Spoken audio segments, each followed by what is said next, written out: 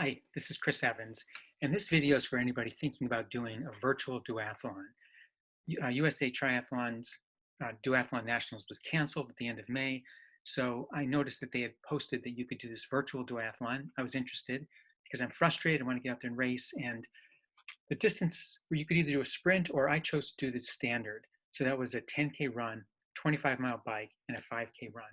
So I'll just tell you a little bit about my experience.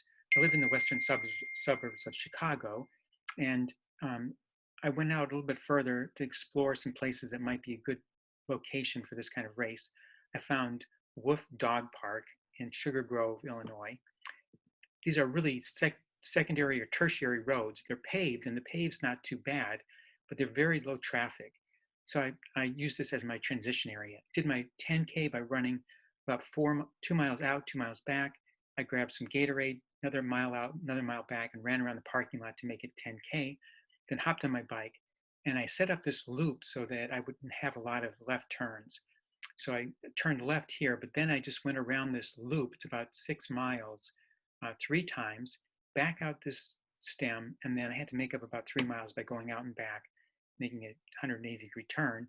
Then for my final run, I did just a mile and a half out, mile and a half back, and again ran around the parking lot to make sure I got in my 5K. So I've got a few clips here from the actual race. 16th, and I'm about to embark on my dumbass virtual duathlon. I have my bike in the car.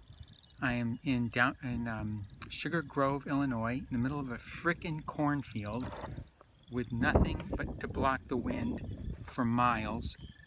I'll be lucky if a tornado doesn't whip up and like sweep me up and carry me off. The other thing I'll be lucky is if I don't get hit by a car, but I'm going to try to do a duathlon because I'm trying to make the best of this fucking stupid ass quarantine. So I'm just going to do it. Here we go. Okay, still doing the virtual duathlon. Here I am heading out on my trusty steed, my Kestrel, vintage 1999. It's still working, and winds are picking up, and planes taking off from the airstrip right behind me. Should be a fun bike ride. T2. I'm heading out on the final run. Done. I am toast. I did the 10K, 25-mile bike, 5K run. The times I just looked, but I can't remember.